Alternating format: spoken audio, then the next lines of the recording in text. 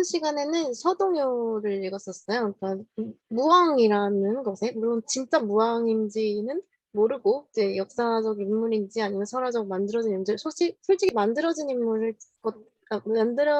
가능성이 크지만 어쨌든 그런 설화적 이야기들을 살펴봤었고 그때 이렇게 무왕설화 살피면서 뭔가 이, 선화공주와 서동의 이야기, 그러니까 백제와 신라의 화합의 이야기를 했었고요. 그때 이제 기억나실지 모르겠는데 무왕이 선화공주를 이제 꼬셔야지 하고 마음을 먹었던 이유가 기억나실지 모르겠어요. 뭐라고 써 있었냐면 서동이 머리를 깎고 여기로 들어왔는데 신라로 국경을 넘어서 들어왔는데 들렸다는 거죠. 셋째 딸 선화가 매우 아름답다는 소문이 들려서 그때부터 이제 서동은 계획을 바꾸기 시작해요. 이 선화공주를 내 아내로 만들겠다까지 계획했는지는 모르겠지만 어쨌든 이 선화공주에게 접근을 해보겠다 싶어서 노래를 만든 게 서동요였거든요. 결국 서동이 그런 행동을 하게 된 데에는 그러니까 무왕설라는 스토리의 어떤 주축이 되는 그런 큰 행동을 일으킨 거는 선화의 아름다움이었어요. 그러니까 뭔가 아름다움이라는 것이 미인이라는 게 신라의 미인이 묘사될 때는 항상 예쁘다로 끝나는 게 아니고 뭔가 고전 소설에서 나오는 뭐 춘향이 같은 경우 되게 예쁘다, 아름답다 하고 그 묘사가 있지 그 아름다워서 뭔가 큰 일이 일어나고 왕이 된다는 건 뭐 그런 일이 일어나지는 않잖아요. 근데 신라인들의 여자는 뭐 이 아름다움이라는 거에 권력이 있다고 생각한 모양이에요. 그러니까 선화공주도 서동이라는 왕이라는 인물을 탄생시킬 그런 권능, 아름다움의 권능, 뭔가 미의 탐색자, 그 아름다움을 탐색하는 사람이 아름다움을 탐색하는 행위를 하게끔 만드는 힘, 그런 거에 대해서 얘기했는데, 그거를 이제 서동요에서는 좀 지나가듯이 했는데, 수로 부인은 역시나 너무 아름다워서 일어나는 이야기예요. 완전히 이거는 수로 부인의 아름다움을 거의 찬양한 얘기랑 같은 수로 부인에 실려있는 수로 부인의 이야기를 같이 볼 건데요. 그때 선화가 아름다워서 그 서동이 일을 한 것처럼 수로 부인이 아름다워서 주변 남자들이 또 수로 부인의 미의 권능에 어떤 일들을 하게 돼요. 이 일들이 무엇인지 같이 읽어보도록 하겠습니다. 일단 한자를 뭔가 이렇게 한자 해독에도 관심 있는 분들이 있으실 것 같아서 한자를 같이 읽고 해석하고 그다음 이야기를 나누는 식으로 진행을 할게요. 이번은 수로 부인입니다. 수로 부인이라는 사람. 성덕왕 때에, 그러니까 성덕왕 시절이겠죠. 성덕왕 때에 순정공이 부임했다는데요. 강릉 태수로 부임을 했대요. 강릉의 태수는 이제 지방 관리인데요. 그 지방의 거의 제일 높은 사람이라는 거고, 그러니까 지방관으로 파견이 된 거죠. 태수라는 지방에. 순정공이라는 사람이, 성덕왕 때에 살던 순정공이라는 사람이 강릉에 이제 태수로 부임이 돼서 네, 내려갔나 봐요. 금명주, 지금의 명주. 여기에 지금이라는 거는 그때 이련이 있었을 당시에 그때 이름은 이제 명주다. 지금은 또 다시 강릉이죠. 행차, 해정, 주선. 그럼 이제 그 점심을 먹었다는 거예요. 행차를 하면서 여기 앉아서 점심을 먹었고 이때 뭔가 이 바닷가에서 바닷가에서 태수가 부임할 때 점심 먹고 막 상차림을 하는 거는 그 약간 저 잘 이제 통치하게 해주세요. 여기서 뭔가 잘 되게 해주세요 하는 그 우리 차 사면 고사 지내는 것처럼 그 제사를 지내는 거 그런 의식이 포함이 돼요. 그래서 이제 저희 교수님께서 해석을 하기에는 이제 점심을 먹으며 제사를 지었다까지 이해가 쉽게 덧붙여 주신 거고요. 행차를 하면서 점심을 먹고 뭔가 이제 제사까지 지내는 모습이에요. 방 이루석장. 방은 이제 그 주변이라는 의미로 주변에 무엇이 있었냐면 어떤 그 돌산 같은 돌봉우리 죄송합니다. 중요한 단어는 아니고 그냥 돌봉우리 같은 것들이 이렇게 올라서 있어요. 풍경 묘사 중이에요 지금. 이거는 뭐뭐 같다라는 뜻이거든요. 병림해, 그러니까 뭔가 병풍처럼 바다를 두르고 있었고, 바다 옆에 이렇게 쫙 있었고, 그것이 길이가 천장이나 되었다. 그러니까 약간 천길이나 되는, 그러니까 매우 긴 거였어요. 그러니까 높은 거였어요. 그러니까 높이 천길이나 되는 지금 교수님께서는 여기다가 이제 이해가 쉽게 여기다 두셨지만 여기 있는 게 높이 천길이나 되는 이거고 그러니까 돌산이 여럿이 병풍처럼 바다를 두르고 있었는데 그 높이가 바로 1000길이나 됐다는 거예요. 그러니까 엄청 높은 돌산들이 바다를 이렇게 에워싸고 있는 풍경을 생각하시면 될 것 같아요. 그 위에 이제 그 위에 척척화라는 게 뭐냐면 철쭉이에요. 그러니까 척척꽃이라고 해서 척촉이랑 철쭉이랑 발음이 비슷하죠. 그러니까 척척화에서 철쭉이라는 말이 온 거거든요. 그러니까 척척화가 우리 길가에 막 진달래로 흔히 착각하는 그 철쭉들을 말이에요. 철쭉들이 성게 다 완전히 막 만개해 있었대요. 그러니까 이건 이제 이 부분은 이제 풍경이 중요해서 상상을 조금 잘 하셔야 되는데 순정부인 태수하돼서 부임하면서 바닷가에 앉아 있었어요. 거기서 그 제사를 음식을 차려놓고 뭐 제사를 지내면서 먹고 있는데 그 옆에는 바다를 별풍처럼 돌들이 막 엄청 높은 돌들이 바위들이 쭉 싸고 있고 그 위에 완전 철쭉꽃이 만개해 있던 거예요. 완전 척척화. 그래서 이제 공지 부인, 공의 부인, 여기서 공은 순정공이에요. 순정공의 부인 수로가 견지 이것을 보고 나서 그러니까 좌우에게 말을 했어요. 좌우에게 말했던 건 옆에 이제 모시는 사람들이 있겠죠. 그 모시는 사람들에게 이제 말을 한 거예요. 이 철쭉꽃이 막 이렇게 돌 위에 피어 있는 거를 보고 말을 한 거예요. 절화 헌자기수. 절화는 꽃을 꺾는다, 꺾을 절자 해가지고 꺾는다, 꽃을 꺾어가지고 바치다, 헌선하다, 그런 말 있죠, 그쵸? 헌정하다, 뭐 이런 말.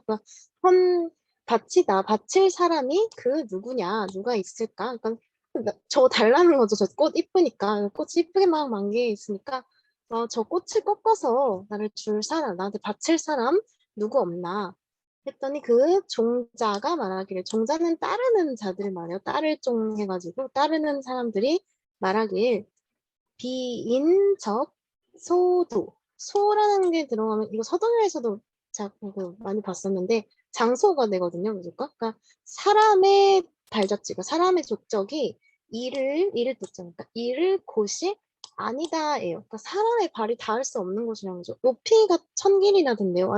엄청 높은 거거든요. 엄청 높은 그 바위 위에 철쭉꽃이 피어 있는 건데 그거를 이제 바칠 사람 없나 이러니까 어이가 없는 거죠. 이 따라온 애들 입장에서는 저기는 인간의 발이 닿을 곳이 아닙니다. 이렇게 얘기를 한 거예요.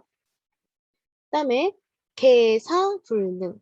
개는 이제 모두 개자라서 모두가 사양할 때 사거든요. 그러니까 안 된다고 사양하다는 게 거절의 의미예요. 거절하고 불능 할 수 없다고 했어요. 그랬더니 방은 아까 근처 의미이죠. 근처에 있었대요. 뭐가 있었냐면 노인이 한 명 있었던 거예요. 어떤 노인이었냐면요. 견자우이 과자. 견자우이는 견은 끌다고 우는 소거든요. 그 소를 끌던 노인이 지날 것 같으니까 지나가던 소를 끌던 노인이 있었던 거예요. 그래서 보면 그 근처에 이제 소 치던 노인이 지나가다가라고 해석을 하셨죠. 얘네들 다 아무도 못 간다고 저기는 사람의 발이 닿을 곳이 아니라고 아무도 못 간다고 사양을 하고 있는데 근처에서 어떤 소 끄는 노인이 지나간 거예요. 뭐 멋있는 왕자도 아니고 뭔가 저 대단한 사람도 아니고 그냥 소를 끌고 가던 어떤 그냥 지나가던 노인이 지나가다가 문 들었던 거죠. 이거 서도요에서도 나왔었죠. 그 문 해가지고 선화공주가 예쁜 걸 들었다라고 하는데 얘도 문 쓰면 그 뒤에 걸 들었다는 얘기거든요. 뒤에 게 이제 부인 언니니까 부인의 말을 들었다예요. 부인의 부탁을 듣고는 그 부인의 말을 듣고 절기화 그 꽃을 꺾어온 거예요. 그래서 아무도 못하겠다 한 거를 이 세 글자로 끝났어요. 세 글자로 이제 꺾어서 바로 와버린 거예요. 그러고서는 또한 작가사 헌시 지었대요. 무엇을 지었냐면 노래를 짓고 거기에 가사까지 지어가지고는 헌시 그것을 바쳤대요. 꽃만 따온 게 아니라 자기가 이제 노래랑 가사까지 지어서 꽃이랑 노래를 둘 다 이제 스스로 부인에게 바쳐준 거예요. 그럼 이 사람이 누구였냐? 기웅. 그 노인은 굳이 알 수 없었어요. 하허인. 화허이는 어떠한 사람이라는 뜻이거든요. 그러니까 어떠한 사람인지 알지 못했어요. 그러니까 뭔가 정체도 알 수 없는 노인이 저기 이제 수로 부인이 아, 저 꽃 따줄 사람 어디 없나 이런 걸 보고서 따게 된 거예요. 다시 해석으로 다시 보면 성동왕 시절 순정공이 강릉 태수가 돼서 부임할 때 점심을 먹으며 이제 제사를 모시고 있었어요. 그랬더니 옆에 천길이나 드는 돌산이 병풍처럼 바다를 둘렀고 그 위에 철쭉꽃이 가득 피어 있었어요. 이 철쭉꽃은 나중에 지금 나중에 시 보시면 알겠지만 자줏빛 꽃이에요. 그 우리 철쭉에는 분홍색도 있고 그 빨간색도 있고 제일 흔한 게 약간 좀 분홍색 빨간 섞인 자주 색깔 그런 색깔이잖아요. 그 색깔 꽃들이 막 피어 있다고 상상하시면 될 것 같고 그 가득 피어 있는 게 너무 예쁘니까 이 순정부의 부인이었던 수로가 그걸 보고 이제 주위에 부탁을 한 거예요. 아니 저 꽃을 꺾어서 줄 사람 누구 없나? 그때 좌우를 둘러보며 말했는데 그 사람들이 사람들 발걸음이 닿을 수 없는 곳이다. 이거는 인간의 족적이 닿을 수 없는 곳이야. 그 인간으로서 저기 올라가는 건 불가능하다 이 말이에요. 그래서 아무도 갈 수 없다고 다 사양했는데 그 다른 누구도 아니고 근처에 솟치던 지나가는 노인이 부인의 부탁을 듣고는 그 꽃을 꺾어서 노래를 지어서 가사까지 붙여서 바쳤어요. 근데 그 노인이 어떤 사람인지는 아무도 알 수 없고요. 그러니까 이 노인이 꽃을 꺾은 이유는 아직 안 나왔지만 어쨌든 수로 부인이 한 거는 저 꽃을 꺾어줄 사람 누구 없을까? 이거 한마디뿐이었죠. 그런데 사람이 할 수 없는 일까지 노인이 해버린 거예요. 이걸 기억하시면서 다음으로 볼게요. 현행 이일정이 다시 이제 생차를 하는데 이 사건은 이제 끝나고 다른 사건으로 넘어왔어요. 이일정 이틀을 더 갔어요. 이틀. 그래서 유임해정 이제 임해정이라는 곳에 이르게 됐어요. 또한 주선차 또 이제 낮에 이제 점심 먹으면서 이제 점심 먹는 건데 그러면서 이제 제사를 지내게 된 거예요. 점심 먹는 이런 바닷가에 점심 먹는 거 역시 제사 지내는 것과 관련이 있는 그때 이 문화에 입각해서 해석하신 거고요. 제사를 모셨다. 그랬더니 해룡, 홀람, 해룡 그 바다의 용이요 이번에는 갑자기 나타나서는 부인을 입해 바다로 데리고 들어간 거예요. 바다로 가지고 들어간 거예요. 근데 한마디로 납치한 거죠. 어렸을 때 만화 영화 보면은 항상 예쁜 캐릭터들 공주 캐릭터들은 항상 납치가 되잖아요. 그 부인도 뭔가 그랬으니까 납치가 됐겠죠. 나중에 이제 묘사가 나오지만 제목에도 있고 어쨌든 수로부인 너무 아름다워서 납치된 거예요.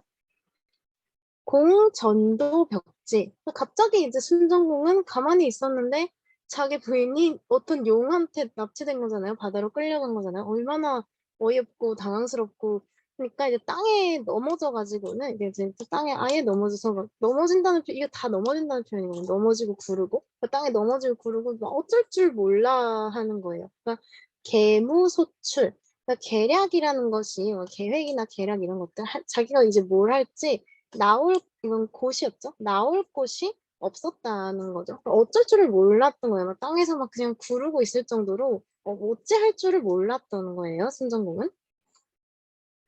그런데 이거는 또 자거든요. 또 있었대요. 일노인 또 한 노인이 있었다라고 얘기를 하고 있죠. 이 또 노인이 나오니까 똑같은 수로브의 스토리에 아까도 하나가 준 노인이 있었고 그 철쭉꽃 따라준 노인이 있었고 이번에도 한 노인이 나오니까 학계에서는 이 노인과 저 노인이 같은 사람이다라는 주장이 꽤 있었어요. 근데 사실상 이 또자가 있고 또 한 노인이 나타났다. 또 그 노인도 아니고 한 노인이 있었다라고 하는 걸 봐서 이 노인은 아마 저 노인하고는 다른 사람인 것 같아요. 우유 일노인 한 노인이 또 있었는데 고왈 말하기를 고인유언 옛사람들의 말이 있다. 그러니까 옛말에 그런 게 있어. 이런 뜻이죠. 중구 삭금 중은 이제 무리중자로 여러 사람을 의미하는데 여러 사람의 이거는 아시죠? 입고자 여러 사람의 입은 이제 쇠를 녹인다. 여러 사람의 말은 쇠도 녹인다. 그러니까 쇠도 녹일 정도의 어떤 힘이 있다는 거죠. 다수의 말이. 그러니까 지금 해중방생이라는 거는 이거는 바닷속에 방생은 이 말만 보면 이제 주변에 사는 생물들을 말하는데 그 인간을 제외한 짐승들 같은 걸 말해요. 지금 이 바닷속 방생들, 짐승들은 합을 외, 중, 구, 호. 어찌 두려워하지 않겠는가? 무엇을? 여기 똑같은 거. 이 중구 있죠? 여러 사람의 입을 어찌 두려워하지 않겠는가? 요거는 이제 물음표라고 생각하시면 돼요. 그리고, 그러니까 옛말에 이런 말이 있다. 중국 사금. 그러니까 여러 사람의 입은 금도 녹인다는데, 지금 해중 방생, 그 짐승들이야, 그 바닷속의 짐승들이 어찌 여러 사람의 입을 두려워하지 않겠는가? 이쯤 옛사람들 화법이죠. 직설적으로 얘기하지 않고, 뭐뭐한데 뭐뭐한 게 있어. 뭐뭐하지 않겠니? 이런 식으로 얘기하는 거. 이렇게 얘기를 하니까 결국 하라는 거죠. 여러 사람의 입을 쓰라 이거죠. 그래서 그 구체적인 말을 알려줍니다. 의진계 내민 마땅히 이게 사람들 여기 있는 사람 마을 사람들 그 나라 사람들을 모아가지고 어떻게 하게 해라. 뭘 하게 하냐면 작가 창지 작가 그 노래를 짓게 해가지고 이를 창이거든요. 부르게 해라라고 얘기를 해요. 이 장타 잠깐만요. 제가 여기 잘못해서 이 장타 안 이거 장타 그 치면서 그 막대기거 얘는 이제 막대기거든요. 막대기로서 언덕을 치면서 막대기로 언덕을 치면서 노래를 짓고 부르게 하라. 그 이상한 주술 같은 얘기를 하고 있어요. 그러니까 여러 사람의 입은 금도 녹인다면서 이 바닷가에 간 수로부인 그 바닷가에 간 짐승들에게 두려움을 주게 하기 위해서 어떻게 하냐면 그 언덕을 막대기로 치면서 싹싹 치면서 노래를 짓고 그거를 온 백성들을 모아서 부르게 해라라고 얘기를 하고 있어요. 즉 가견 부인의 이것은 그러면 뭐뭐 할 수 있을 거다 이거 오케이의 뜻이거든요. 뭐뭐 할 수 있을 거다. 견 부인의 그러니까 부인이 나타날 것이다 라고 얘기를 하고 있습니다. 그다음에 그 공종지 공이 이거는 이제 순정공이죠. 다시 순이 이를 이거 따라 했다. 그래가지고 용봉 부인 출 해헌지 용이 부인을 받들고서는 이제 날출자니까 나온 거예요. 이제 엄청 전개가 되게 빠르죠. 왜냐면 하라고 하니까 노래 부르는 씬도 없고 그냥 공이 이걸 따라 했다. 그랬더니 갑자기 이 세 글자로 또 끝났어요. 용이 부인을 받들고 이제 바다에서 그를 바치고 나왔다. 바쳤다. 이건 공한테 바친 거죠. 데리고 나와서 바쳤다. 부인을 되찾은 거예요.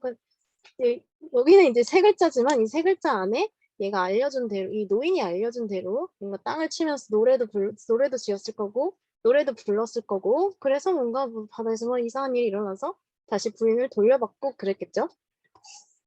그래서 이제 부인이 돌아왔어요. 여기 이렇게 끝났는데 부인이 돌아왔어요. 그래서 이제 부인 오셨어요 하고 손전공이 공문 부인에게 물어봤어요. 다친 일 없고 바닷속에서는 어땠느냐 해중사 그 바닷속에서의 일을 물어봤어요. 했더니 부인이 말하기를 너무 무서웠고 뭐고 이게 아니라 칠보궁전 7가지 보물이거든요. 그때 칠보라는 건 되게 상징적인 의미로 각가지 가지각색의 보물들을 다 칠보라고 해요. 보물들로 완전 장식된 궁전. 모시는 것도 극진히 모셨나 봐요. 그 소선감, 활향결 그 음식들은 어찌나 달고 윤택하고 그리고 뭔가 향기롭고 맑고 좋은 칭찬 천사는 다 갖다 붙이는 거예요. 음식은 또 얼마나 맛있던지요. 이렇게 이제 교수님 해석으로 보면 음식은 얼마나 맛있던지라고 해석하셨죠. 이 뭔가 달다, 뭐 윤택하다, 맑다, 향기롭다 이런 걸 다 함축한 해석이에요. 그래서 비인간 연화. 연화는 이제 우리들은 구워 먹잖아요, 음식을 보통. 구워 먹는 것들은 인간 속세의 음식이라고 생각할 때 그 비인간 속세의 음식이 아니었다. 그러니까 속세의 음식의 맛을 모든 걸 뛰어넘을 정도로 너무 맛있고 향기롭고 그냥 신비로웠다라고 얘기를 하고 있어요. 납치당하고 와서는 납치당했던 장소를 칭찬하고 있는 겁니다. 차 부인의 이후에 이제 부인의 옷에 이거는 좀 어려운 글자인데 스며든 거거든요. 스며든 이 향. 그래서 스며든 향기를 갖다 보니까 되게 이상한 다른 향기가 났어요. 다른 향기라는 건 속세에서나 다른 향기겠죠. 그러니까 똑같이 세소 문. 그러니까 이 문이 들을 문자가 끝에 있으면 뭐뭐할 따름이다. 그래서 그냥 마침표로 생각해 주시면 되는데 세상의 것이 아니었다. 이 세상은 이 세상의 것이 아니었다는 거예요. 그러니까 첫 번째 스토리 1에서는 수로 부인이 가고 있는데 철쭉꽃을 보고 너무 예쁘다고 하니까 지나가던 어떤 평범한 노인이 제가 따드리겠습니다 하고서는 갖고 와서 꽃을 바치면서 노래를 줬고 노래까지 바쳤고요. 이번에는 이제 노래를 수로 부인에게 바친 건 아니고 이틀 더 가서 점심 먹고 제사 지내고 또 있는데 갑자기 해룡이 나타나서 바다용이 부인을 납치해버린 거죠. 바다 속으로 데려갔어요. 순정공이 어쩔 줄 몰라 하고 있자 이번에도 어떤 노인이 한 명 와가지고는 노인이 와서 이거는 다 같이 사람을 모아가지고 이제 노래를 지어서 불러라. 대신 언덕을 지팡이로 막 두들겨 치면서 불러라. 그러면 이제 부인이 나타날 것이다 해가지고 똑같이 이제 따라하죠. 그 말을 따랐더니 바다에서 나와서 부인을 돌려줍니다. 그래서 순정공이 다시 돌아온 부인에게 바닷속에서 어떤 일을 겪었느냐 하고 물어보니까 보물로 장식한 궁전은 엄청 아름다웠고 음식은 또 어찌나 맛있던지 세속의 것이 아니다. 속세 내가 먹던 것하고 전혀 달랐다고 좀 칭찬을 하고 있죠. 했더니 부인의 옷에 스민 향기조차도 이 세상의 것이 아니었다는 거예요. 그러니까 얘는 용은 수로 부인을 데려가서 뭔가 괴롭히거나 그런 게 아니고 심지어는 막 보통 이렇게 납치하고 가면 너를 내 아내로 삼겠어 막 이런 식으로 목적이 있는데 그것도 아니고 그냥 수로 부인을 모시고 가서 급진히 대접하는 거거든요. 일단 끝까지 읽고 다시 얘기하도록 하겠습니다. 이제는 페이지를 넘어가면 그래서 이제 왜 이렇게 됐는지 설명을 이련히 하기 시작해요. 수로, 자용, 절대. 그러니까 수로의 자용은 이제 우리 말하는 얼굴 있죠. 그러니까 뭔가 용모가 그 절대. 그때 선화공주를 얘기할 때도 어떤 게 나왔냐면 이제 쌍자를 써가지고 쌍을 할 수가 없다. 그러니까 쌍쌍이 돼볼 수가 없다. 그러니까 비길 데가 없다라는 뜻을 썼는데 이런 뭔가 비길 데 없이 경쟁을 붙일 데도 없이 이런 식의 표현이 일반적이었던 것 같아요. 그래서 여기 보면 수로의 자용도 뭔가 절대였어요. 그러니까 대할 수가 없었어요. 그러니까 뭔가 비교가 안 될 정도로 너무 아름다웠다는 거죠. 매 몸모마다거든요. 매 경과 심산 대택 심산 아주 깊은 산이나 큰 연못 같은 경우는 진짜 큰 연못이라기보다는 거의 바다를 얘기하는 거예요. 큰 물이 있는 큰 곳이나 아니면 깊은 산 속을 매번 지날 때면 항상 어떻게 했냐면 늪이 신물 약람 신물들이 이거는 신자죠. 이제 귀신 신자지만 신을 의미하기도 하는 그리고 신물들, 신성한 것들, 신적인 존재들, 뭔가 인간의 것들이 인간 세계의 것이 아닌 것들이 양람을 했다. 이거는 이제 납치를 말해요. 양람을 했다. 양람을 당하곤 했다. 매번 이 수로부인이 너무 아름답다 보니까 산을 가든 바다를 가든 신물들이 이 사람을 약탈하고 빼앗고 가지고 납치하고 이랬던 거예요. 여기까지가 이제 수로부인 얘기예요. 여기까지가. 이 스토리 1에서는 수로부인이 아름다워서 노인이 꽃을 바친 얘기. 두 번째는 용이 납치를 한 얘기. 그래서 이게 왜 일어났느냐? 수로부인이 비길 데 없이 아름다워서 그렇다. 그래서 이것처럼 앞에 얘기처럼 큰 연못이나 깊은 산을 지날 때 신들에게 막 잡혀가곤 했다라고 얘기를 하고 그 다음엔 이제 우리가 아까 얘기해서 읽었을 때 노래가 2개 나왔었죠. 그러니까 노인이 철쭉꽃을 바치면서 노래를 지었다고 했고 가사까지. 그리고 그때도 땅을 치면서 노래를 불러라 해서 뭔가 이제 그걸 따라 했다라고 일축돼 있지만 어떤 노래를 줬다는 거를 확인했어요. 그 노래를 여기에 적어둡니다. 중인창 해가 중인들이 부른 거, 마을 사람들이 모여서 불렀던 노래는 해가인데 해가를 불렀는데 가사는 다음과 같다. 그래가지고 여기 이게 이제 해가의 가사거든요. 구호구호 출수로. 구호구호라는 여기 호는 아까 물음표라고 했는데 기억나시는지 모르겠어요. 거부 이거 거부가 이렇게 부르는 거부가 출수로 수로를 내놔라는 거부가 수로를 내놔라. 보면은 여기 첫 번째로 거북이를 이제 부르고 있고요. 그러다가 약인 부녀 죄하그 이건 뭐냐면 이 사람 이게 사람 인자가 이제 다른 데 붙어 있으면 다른 사람을 의미해요. 그러니까 타인들, 그러니까 타인의 부인, 부녀, 그러니까 그 안에 다른 사람의 부인을 약탈한 죄가 어찌나 심한지, 어찌나 큰지 이런 거죠. 그러니까 수로 부인의 특징은 보통 이제 고전에서 묘사되는 아름다운 여성은 처녀거든요. 결혼을 하지 않았으니까 남자들이 결혼을 하려고 뭐 오는 경우가 많아요. 서동도 그랬고, 서동도 천하, 결혼이 목적이었는지 모르겠지만, 어쨌든 목적 중 하나였겠죠.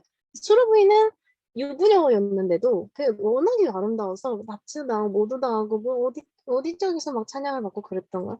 근데 그 유부녀를 잡아갔으니까 죄가 더 크다 이거죠. 네, 남의 아내 잡아간 죄가 어찌나 큰지. 그래서 얘는 이제 죄를 얘기를 하고 있고, 여약, 그죠? 여기가 여약, 폐역, 불출헌. 이거는 너가 이제 거스르고 돌려주지 않는다면, 아마 돌려주지 않는다는 건 수로겠죠? 너가 거스르고 돌려주지 않으면 뭐뭐 한다면이니까 가정을 하고 있어요. 네가 이거를 거스르고 너가 돌려줘라. 돌려주지 않는다면 그러면 여기가 좀 웃기거든요. 입맹, 포략, 번지, 끽이에요. 이거를 이제 끽이라고 읽는데 사실 된소리 들어간 한자가 많이 없잖아요. 그래봤자 뭐 쌍 정도? 쌍 정도 생각나는데 지금 끽이라는 게 되게 웃기게 읽는 한자인데 우리가 만끽하다 할 때 그 끽자거든요. 이게 뭔가 잡아먹는다, 먹다, 마시다 이런 뜻이라서 지금 여기서는 먹으리에 대항하는 말이 끽이고요. 여기도 번지끽이라는 것도 번도 굽다라는 거죠. 그 구워서 먹겠다 하는 거예요. 거부가 수로를 내놔라. 너가 그 남의 아내를 잡아간 죄는 진짜 큰 죄다. 이걸 거스르고 돌려주지도 않는다면 우리는 너를 구워가지고 잡아먹겠다. 그 거북이한테 협박하고 있는 거죠. 여기서 이제 거북이가 나오는, 용이 잡아갔는데 거북이가 나온 이유는 아마 바닷속의 방생들한테 드는 노래라 했으니까 그 바닷속 방생의 대표가 거북이였기 때문일 거예요. 그러니까 거북이가 직접적으로 수로를 데려간 대상은 아니지만 거북이가 뭔가 용한테 말을 전해줄 거라 생각을 한 거겠죠. 그 매개자의 역할을 하는 거겠죠. 여기 부르고 그 거북아 얘기를 하고 그다음에 너가 뭐 하지 않으면 뭐 할 거야 라는 이 구조를 조금 잘 기억해 두세요. 이거는 해가의 노랫말이었고 해가의 노랫말은 다음과 같다 해서 아까 에피소드 2에서 나왔던 노래의 말을 여기다 얘기를 해놓은 거고요. 그 다음에 노인 헌화가 왈. 노인이 꽃을 바치며 노래는 이렇다라고 돼 있는데 이 노인이 꽃을 바치는 노래를 노인 헌화가 얘도 해가라고 이름이 붙어 있는 것처럼 얘도 이제 헌화가라고 많이 들어보셨을 거예요. 이름을 헌화가라고 이름을 붙여놨어요. 그러니까 헌화가는 가사가 이렇다. 그래가지고 얘는 이제 여기를 보면서 얘기를 할게요. 이거는 해석하는 게, 해가하고는 조금 달라요. 이게 해가는 한자 뜻을 알면은 해석이 되는 노래거든요. 해가랑 헌화가는 종류가 조금 달라요. 잠깐만 이제 한자 음을 좀 켜보면, 우리가 선화공주님은, 사실 이 선화공주님 서동요 얘기했을 때, 이 서동요랑 헌화가는 노래 종류가 같고, 해가 노래 종류가 조금 다르거든요. 이 해가의 노래 종류는 고대 가요고요. 이보다 더 이번에 지어졌다고 생각하고 있는 노래고 얘네들의 종류는 향가예요. 향가 아마 중학생 때 다들 배워보셨을 텐데 향가라는 거는 고대 가요랑 좀 달라요. 고대 가요보다 좀 늦게 나온 게 향가인데 이 향가는 왜 향가냐면 향차를 써서 쓰기 때문에 향가거든요. 이 향찰이라는 게 뭐냐면 그때는 이제 말은 우리말을 하는데 글자는 다 한자였어요. 그러니까 우리말을 한자로 다 표현하는 게 얼마나 어렵겠어요. 이거를 어떻게 써야 되는지 모르겠고 이 한자를 쓰는 사람들은 다 뭔가 배운 사람들, 그 한자를 뭐 어렵게 쓰는 거 좋아하는 사람들이고 그 한자는 꾹꾹 눌러야 또 해석이 되잖아요. 그러니까 글이 사실상 서민들에겐 글이 없던 시대였고 한자를 모르니까 읽을 수도 없었고 그래가지고 이제 우리 발음을 한자로 빌려가지고 뭐 뜻을 있는 건 그대로 쓰되 우리가 표현할 수 없는 단어나 이런 것들은 그냥 음만 빌리거나 아니면 한자의 뜻을 빌리거나 해가지고 우리말을 표기하면서 사용한 우리말 노래가 향가거든요. 이 현아가나 사도녀를 보면 향찰로 되어 있는 걸 알 수 있고 해석해보면 보이거든요. 이따 같이 해볼 거지만. 근데 얘는 이제 그냥 한자 뜻으로 매겨버린 고대 가요 해석해요. 우리가 그때 대충 봤었지만 선화공주 서동요를 무슨 의미냐면 여기 보면 여기 선화공주 주은인데요, 말이. 여기 보면 선화공주 님은이라고 돼 있죠. 선화공주 은 이거는 이제 한자 그대로 읽어왔는데 여기는 이제 님인데 주라고 주인데 님으로 읽는 거잖아요, 그렇죠? 이거는 이제 님주자예요, 님주자. 그래가지고 여기는 음을 빌려서 읽고 여기는 이제 님이라는 뜻을 빌려서 읽은 거예요. 그렇죠? 그러니까 이거는 뜻을 빌려 한자 뜻을 빌리고 한자 음을 빌리고 이런 식으로 막 글자가 없으니까 복잡하게 이렇게 끌어와서 쓴 게 향찰이거든요. 그러니까 여기를 보면 조금 더 이해하실 수 있을 텐데 보시면 밤이라는 거는 그냥 한자어 그대로 밤을 썼죠. 밤. 이걸 밤. 그러니까 얘는 야자인데 야의 몰래가 아니라 밤의 몰래예요. 밤이라는 뜻 그대로 썼죠. 밤에. 근데 애라는 글자는 한자에 애를 가져오기가 힘드니까 한자는 그거 조사가 되게 그 선정적이고 애라는 이거 제가 척격 조사를 가지고 오기도 힘드니까 의라는 것을 의, 애 이렇게 발음 비슷하게 음으로 갖고 온 거. 애를 갖고 왔고 그다음에 우리가 두 가지로 나눠서 해석을 했어요. 얘 보면 이 묘자일 수도 있고 란자일 수도 있다라고 저번에 얘기했던 거 기억하실런지 모르겠는데 만약에 묘자라면 이것은 음을 빌린 게 돼요. 그러니까 묘을 이 파란 거 묘을래 해서 몰래 이렇게 음만 빌린 거거든요. 얘는 사실 토끼묘예요. 토끼라는 뜻하고 몰래는 아무 상관이 없죠. 근데 그냥 묘만 가져와서 묘을래 이런 식으로 읽은 거거든요. 몰래 이렇게 몰래 근데 만약에 이 알란자다 그러면 얘는 알란이기 때문에 뜻을 빌려온 거죠. 알을 얘는 뜻 얘는 음을 빌려가지고 써놓은 거예요. 이게 향찰로 이게 이제 향찰 표기예요. 그러니까 안고 간다도 마찬가지로 포견거 안다 포고요. 얘도 이제 하게 하다 뭐 이런 사동사고 거 같은 거는 갈 것자니까 안고 간 이거는 이제 초록색 뜻이겠죠. 얘 같은 특이한데 얘는 다 여자거든요. 그러니까 모두 다의 의미인데 얘는 다를 이게 모두의 의미는 아니죠. 근데 빌리는 건 또 뜻을 빌려왔어요. 그러니까 이거를 조금 깊게 들어가면 이게 또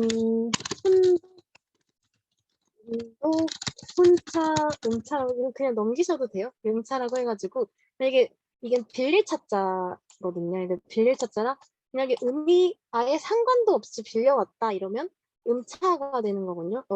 예를 들어 이 토끼묘자, 토끼랑 아무 상관없는데 그냥 음을 빌린 거잖아요. 그래서 음차이고 이 다여자처럼 아무 상관없는데 다라는 뜻하고 이 조사 다하고는 완전히 다른 뜻인데 뜻만 빌려왔다 해서 얘가 이제 훈차자가 된 거고 이게 어디 나오면 중학교 1학년인가 2학년인가에 아마 종옥 선생님 손자분도 아마 언젠가 배우게 되겠죠? 이런 데 배우는 게 있는데 그 애들이 배우는 게 이런 거예요.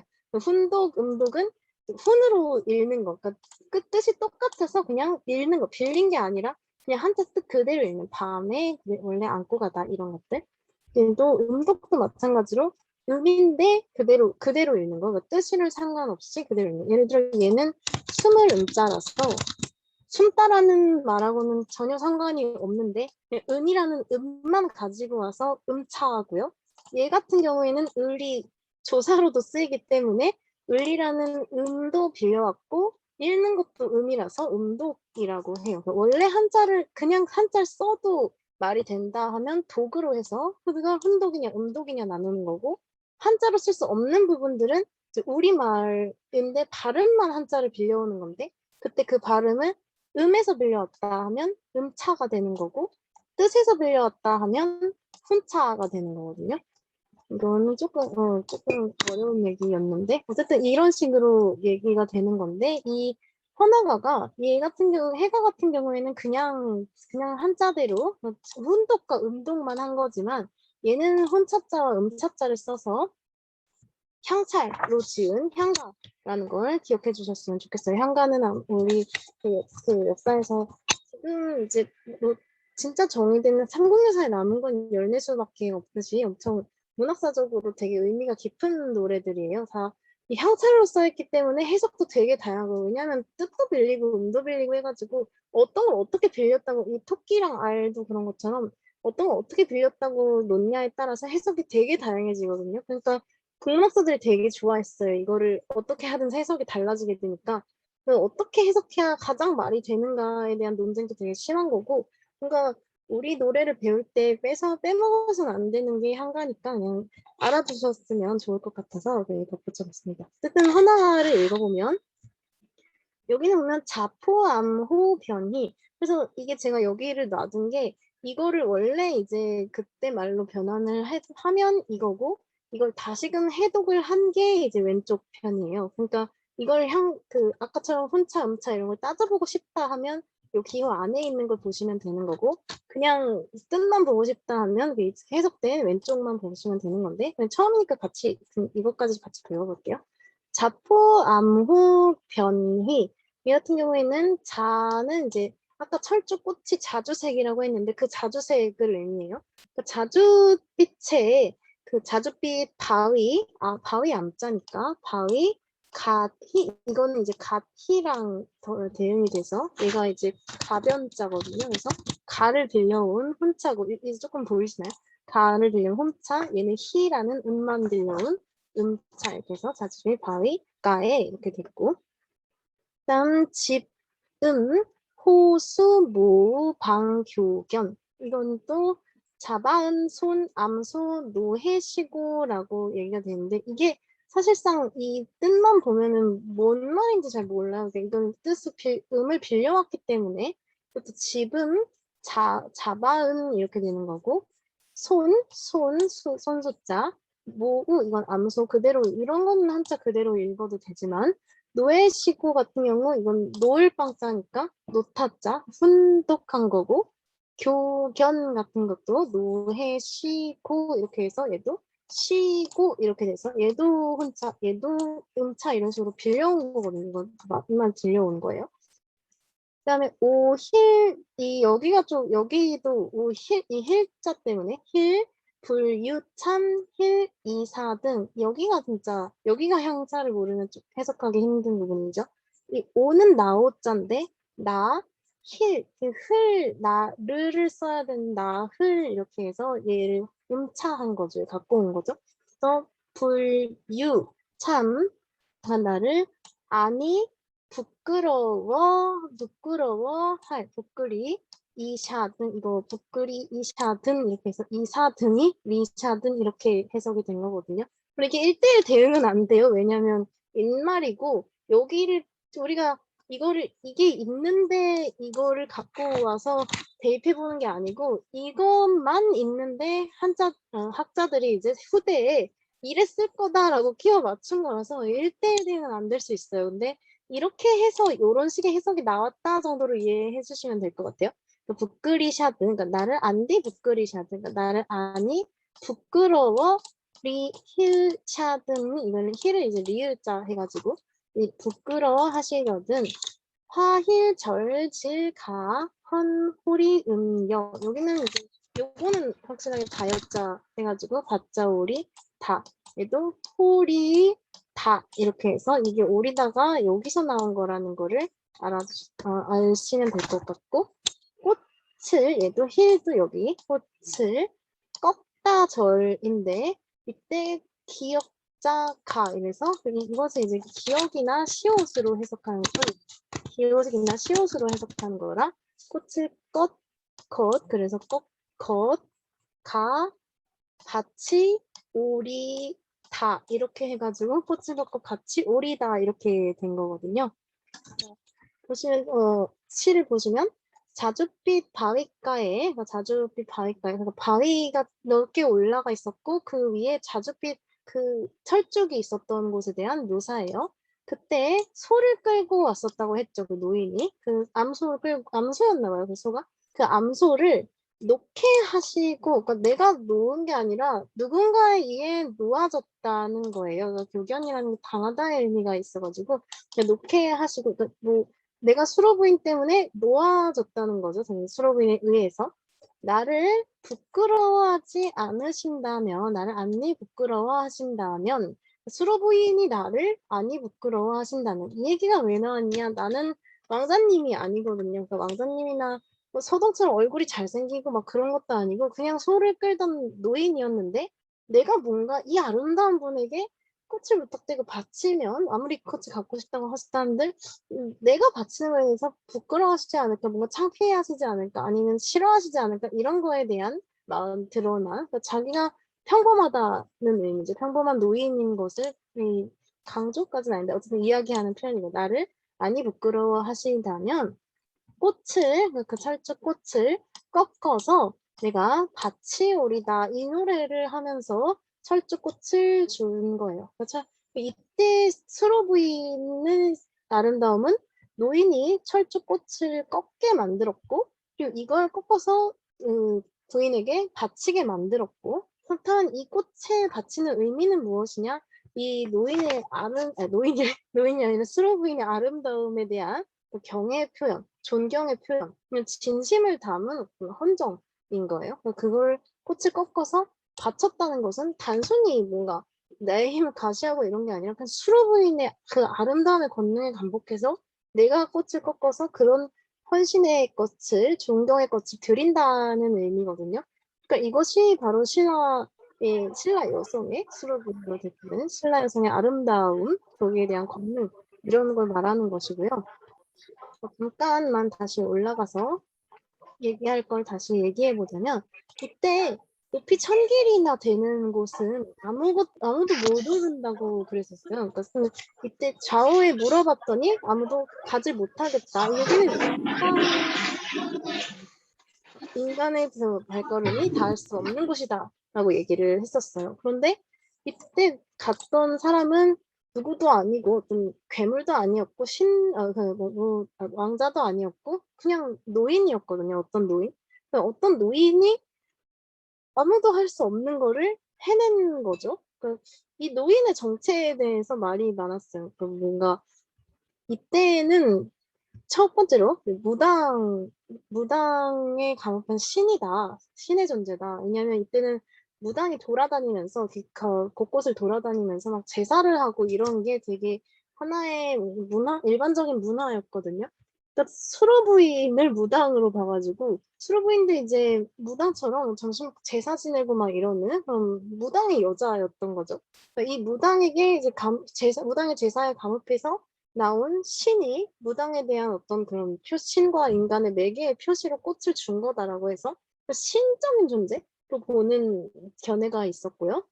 아니면 뭔가 이 사람이 그리고 이 사람은 아무도 못한다 했는데 노인이 가서 축축 올라가서 따왔잖아요.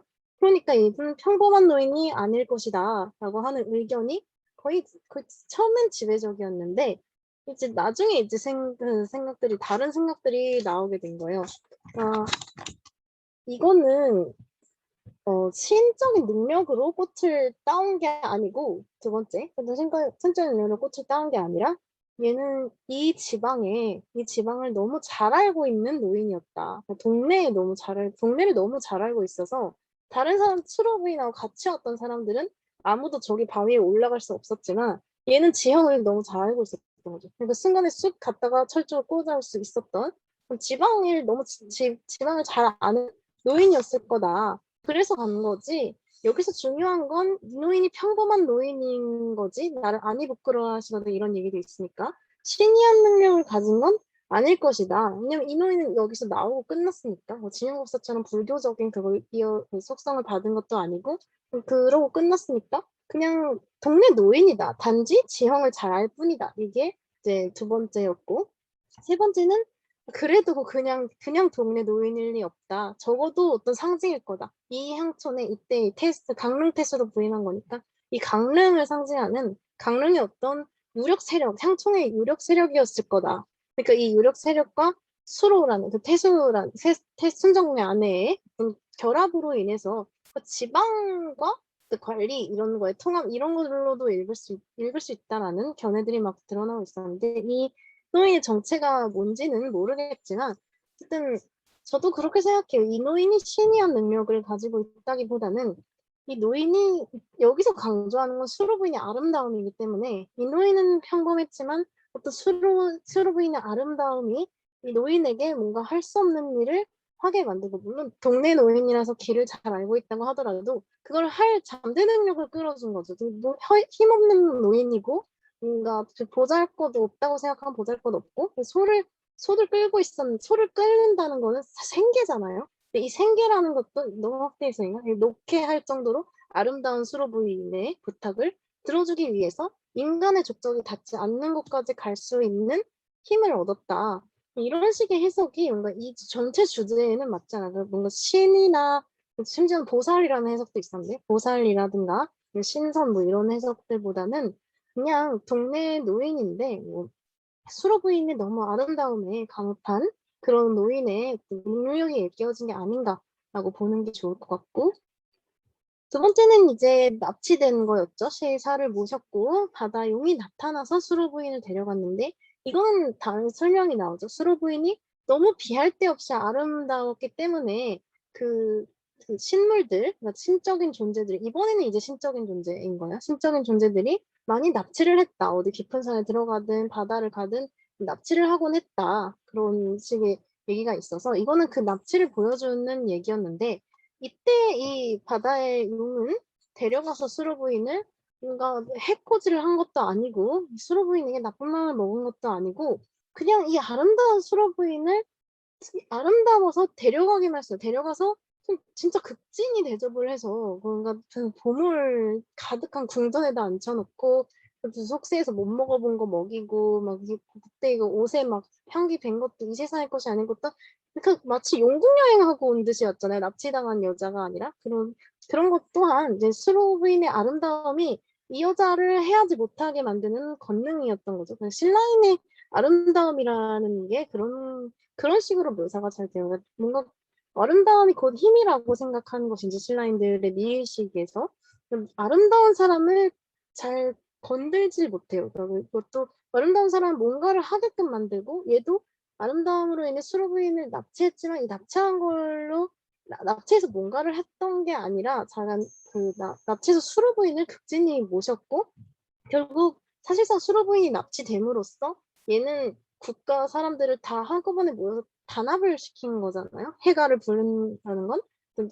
그 사람들이 다 모여서 또 단합을 해서 하나의 노래를 부르게 한 거니까 이런 단합까지 도모했다는 점에서 그때 역시 수로 부인의 아름다움을 강조하기 위한 거였다.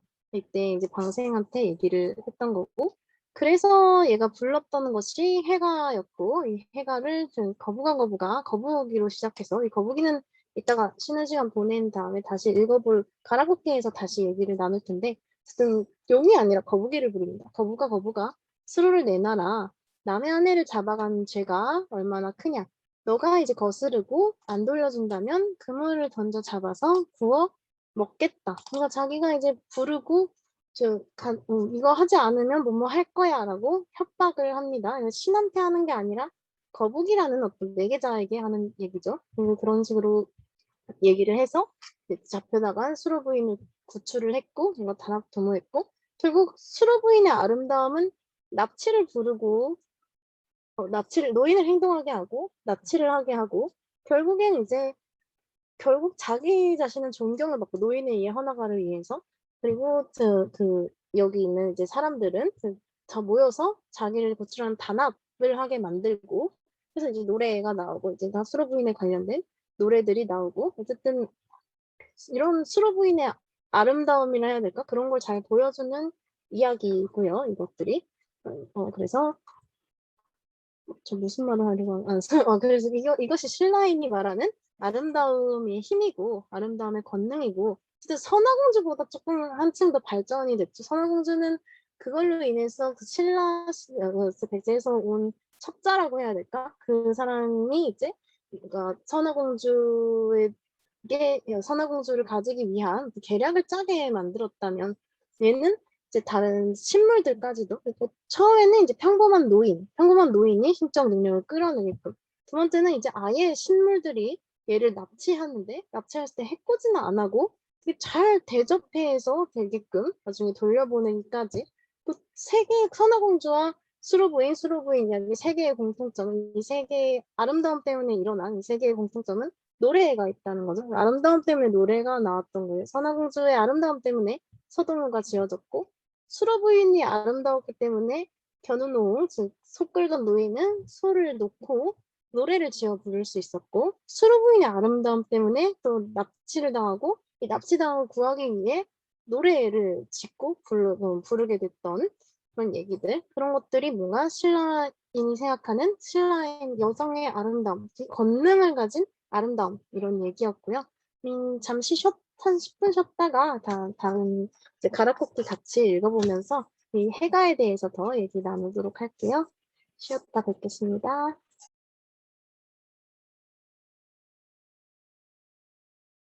이렇게 적어놓은 것도 구지가에 그대로 나오는데 아마 구지가가 훨씬 익숙하실 것 같은데 가라꽃기랑 같이 보면서 이게 어떤 상황에서 나왔고 어떻게 다르고 뭐가 비슷하고 뭐가 같은지 보면서 해가를 좀 더 잘 이해해 보도록 하겠습니다. 제 말이 막 너무 빠르거나 너무 그렇진 않죠?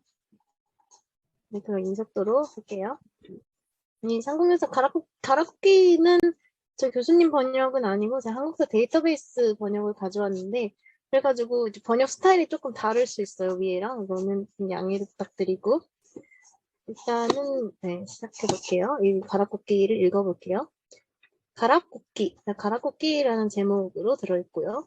문묘초 대강연간 문묘조 대강 때, 그러니까 대강년 때, 이거는 지워주시면 돼요. 그래서 제가 관장님 한번 봐주셨는데 또 미처 보질 못하고 이렇게 해놨네요.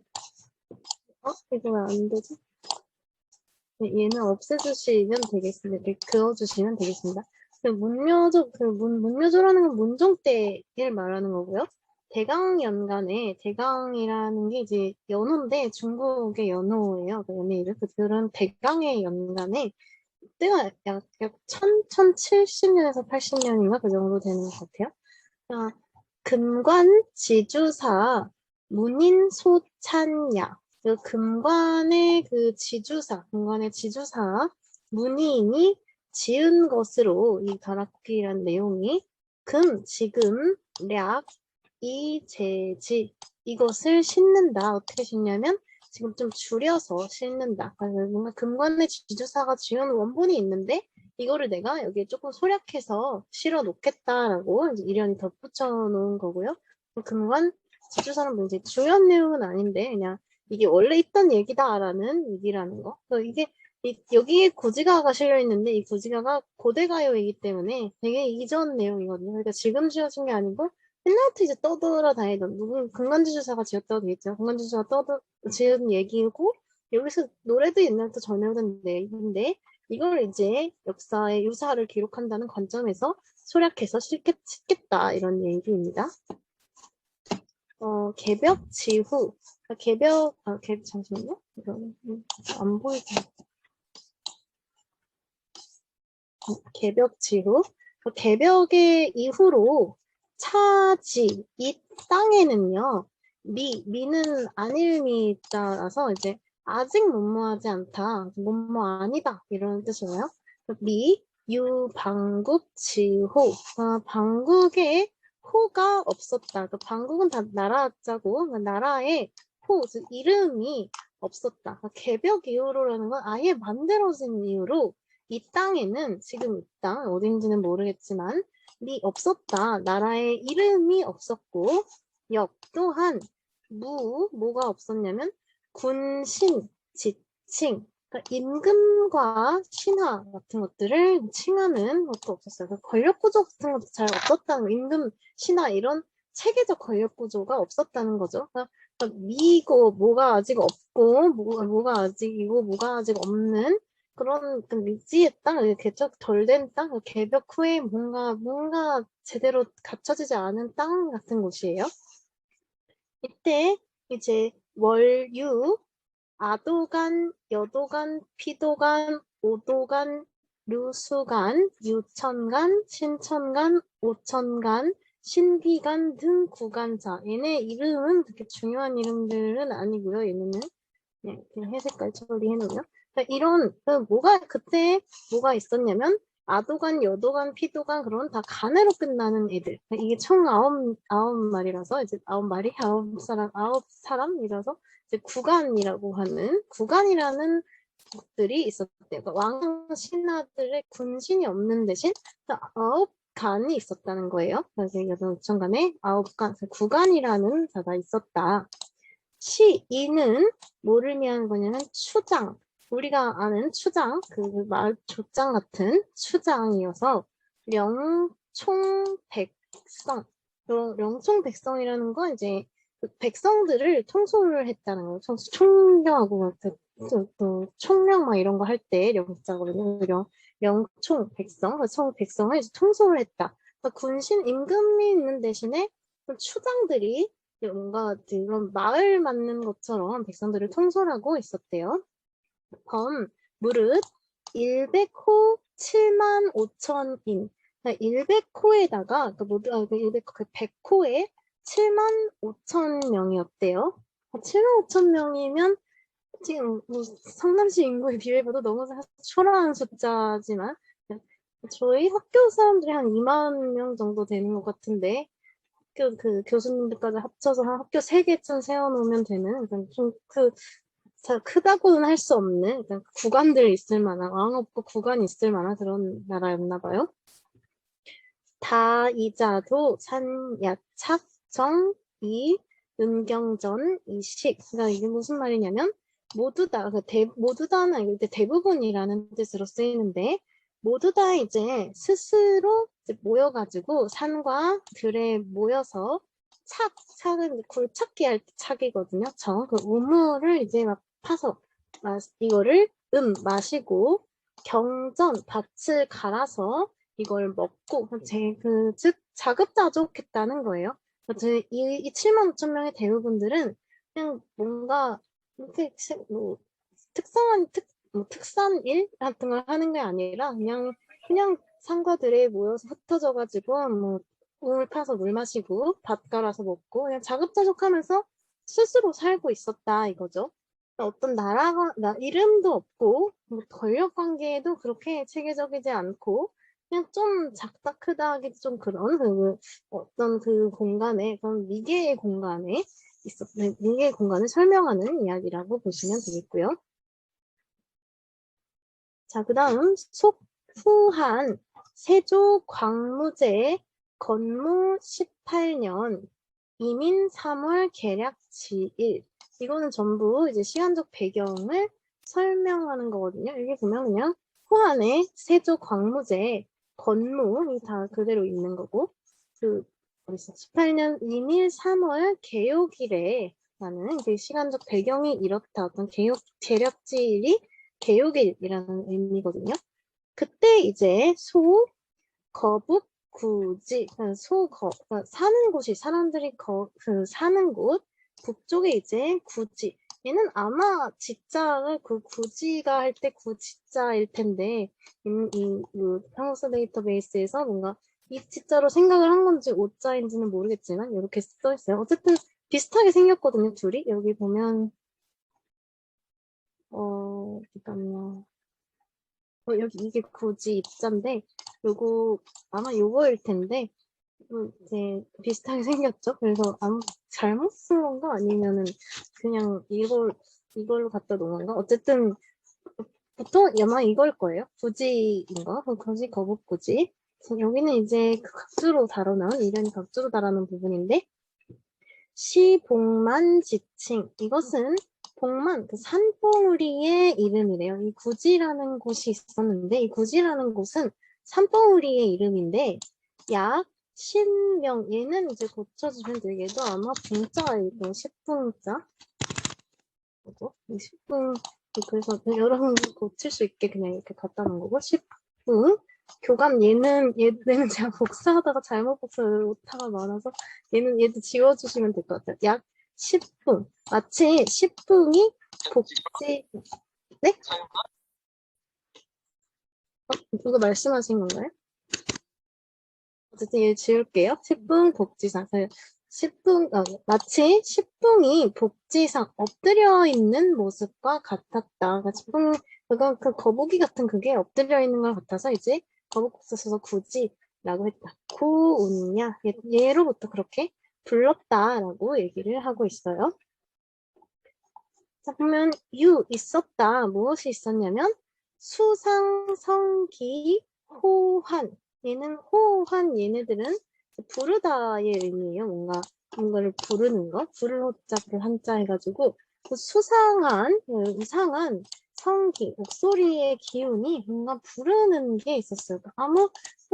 뭔가 듣기만 해도 뭔가 이상한 기운으로 들려오는, 심상치 않은 기운으로 들려오는 소리가 있었던 것 같아요. 이때 중서 2,300인이 집회업차 이곳에 모여 있었어요. 이때는 한 2,300명이 여기 중서분들이 모여 있었, 서민들, 백성들 2,300명이 모여 있었는데 여기에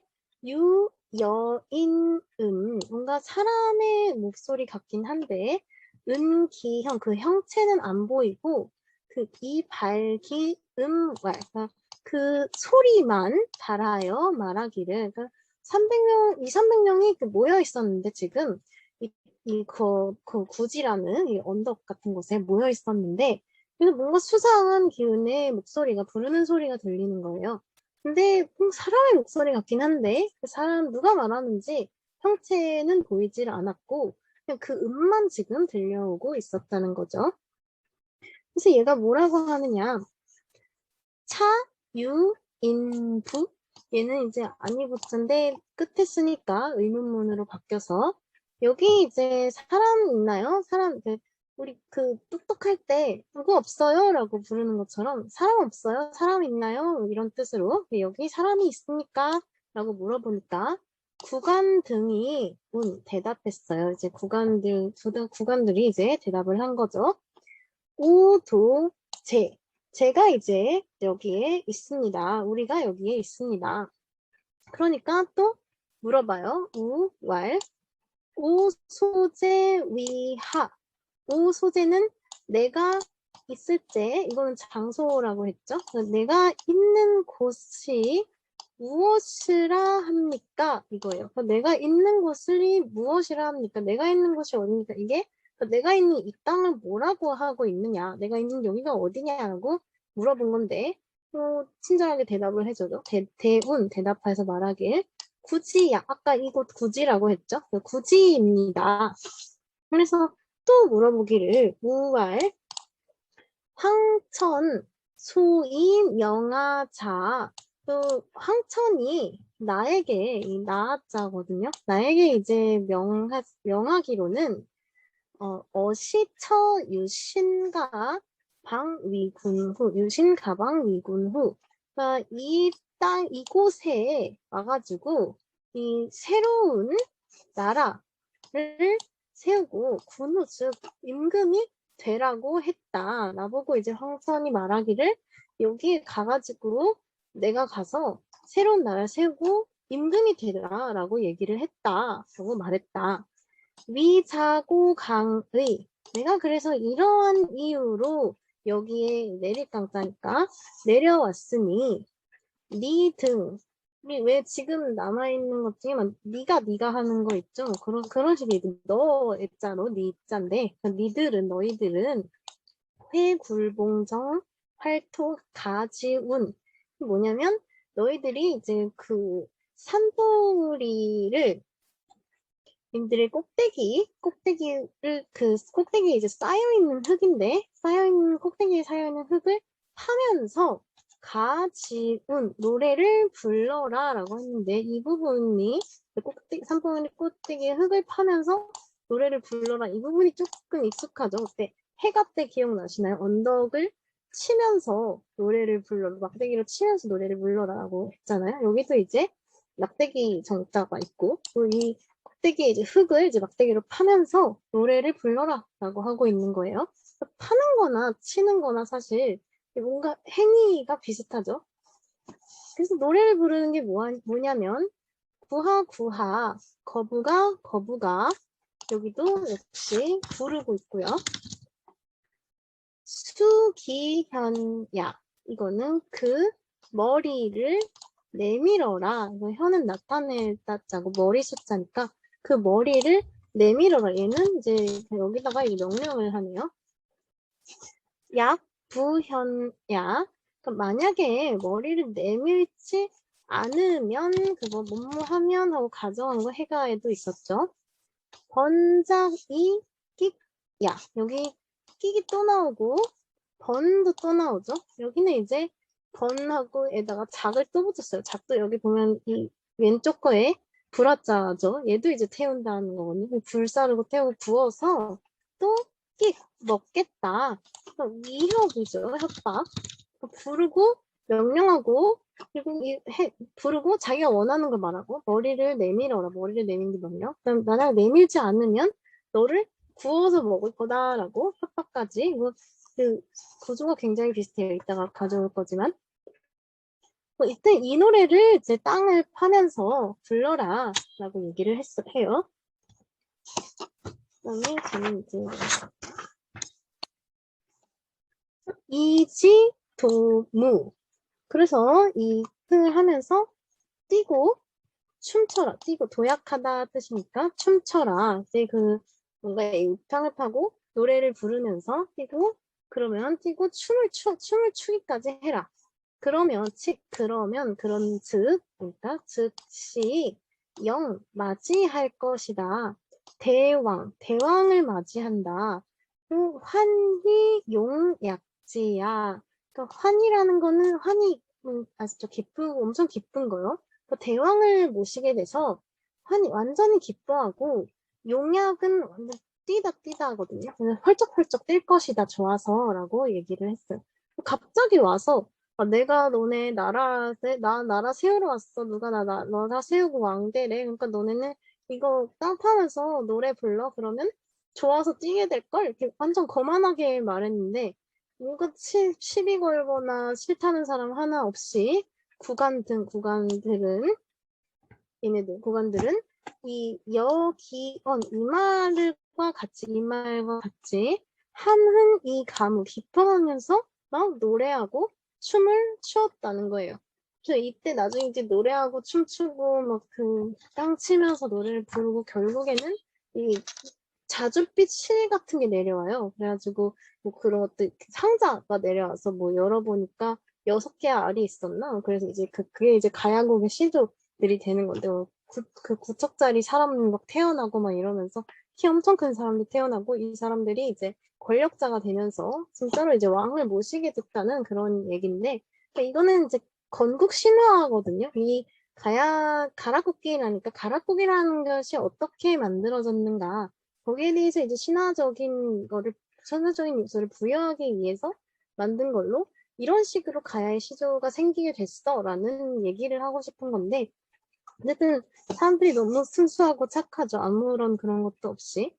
이제 중요한 건 이게 아니고 이때 이 가락국기는 개벽이요. 아무 나라 이름도 없고 뭔가 없던 그냥 사람들이 자급자족하면서 살고 있었던 그 미개의 땅에서 이때 어떤 신비한 목소리, 그 견국 신화는 꼭 그렇거든요. 신비한 게 나와야 돼요. 뭔가 용의 아들이 나오거나 신비한 게 나오거나 이상한 일이 일어나거나 아무것도 없는데 사람의 형체도 없는데 사람 목소리가 들렸던 거죠. 그 소리만 내서 여기 사람이 있냐라고 물어보니까 이제 우리가 있다. 지금 구간들만 있다. 그러니까 내가 있는 곳 여기를 뭐라고 하냐. 굳이다. 그 황천이 나한테 말하니 그 하늘의 명이 있기를 내가 이곳에서 나라를 세우고 꼭 뭔가 인간보다 더 대단한 무언가의 명이 있거든. 내가 나라를 세우거나 왕이 되거나 할 때 또 계시가 내려오는 게 내가 이 나라의 권력자가 되는 거에 대한 당위성이 부여가 되는 거기 때문에 얘도 마찬가지로 황천이 나에게 명했다. 이곳에 가서 나라를 세우고 임금이 되라고 했다. 얘기를 하면서 그러니까 너희는 꼭대기에 이제 흙을 낙대글을 이렇게 탁탁탁 하면서 노래를 불러라. 그것이 이런 노래다. 이게 이제 구지가가 되는 거고. 그러고 뛰면서 춤추고 그래라. 그러면 너희는 대왕을 맞이하게 될 거고, 그럼 또 기뻐서 활짝활짝 뛰게 될 거다. 저였으면 되게 막 의심했을 것 같은데 그런 것도 전혀 없이 그냥 구간들이 착하게. 심지어 구간들 권력자잖아요. 이미 하나씩 뭔가 이 권력 아무것도 없는 데서 자기만이 유일한 거의 최고의 권력자인데 더 위의 권력자가 온다고 하는데도 어떤 저항도 없이 그냥 좋다고 기뻐서 수차면서 되게 순수한 사람들 같아요. 그냥 수차면서 노래를 하면서 춤을 추고 노래를 불러서 결국에는 여섯 개의 알 나오고 꼬고 알에서 태어나죠 시저들은. 대신 알에서 태어나서 뭔가 그 가야 국가들이 만들어지게 됐다 이런 얘기의 스토리인데 이게 보시면 여기 해가랑 매우 비슷하죠. 이것까지 가져야겠다.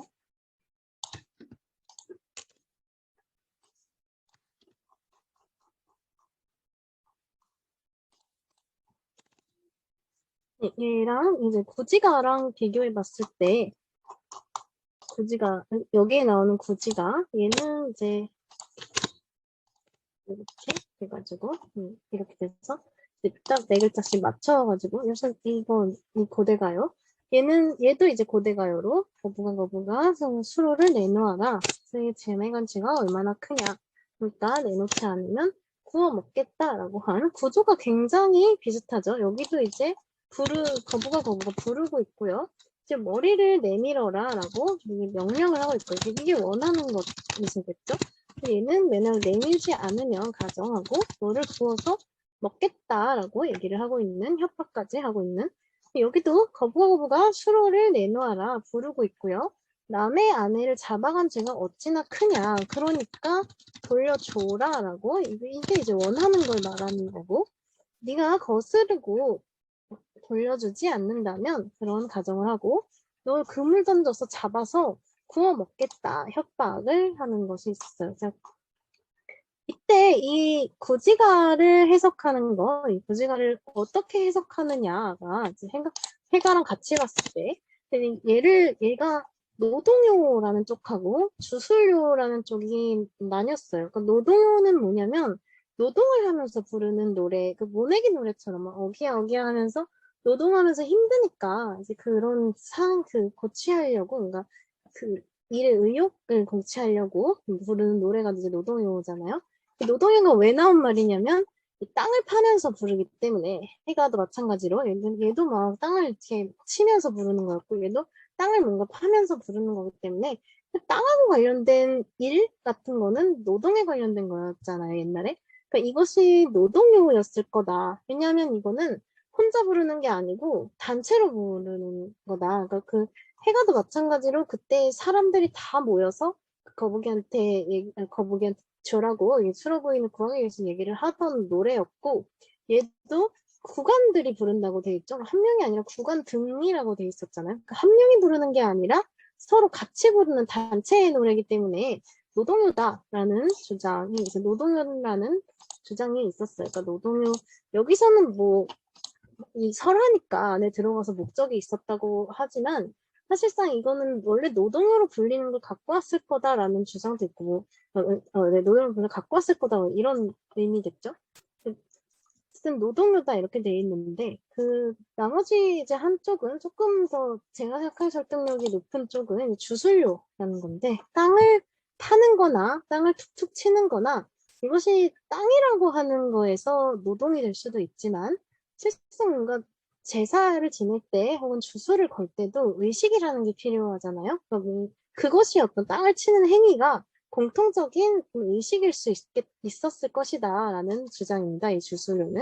그러니까 주술을 거는 거죠. 자기가 원하는 게 있고 그러니까 결국 구지가를 부른 다음에는 나라에 임금이 없었는데 왕이 생겼고요.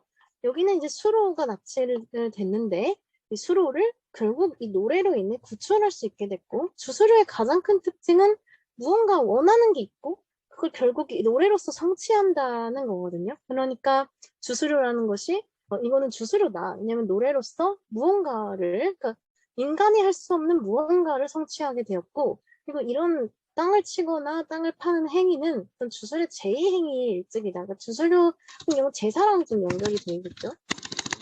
제사랑 연결이 되죠. 주술료다라고 나뉘게 되는 게 있었어요.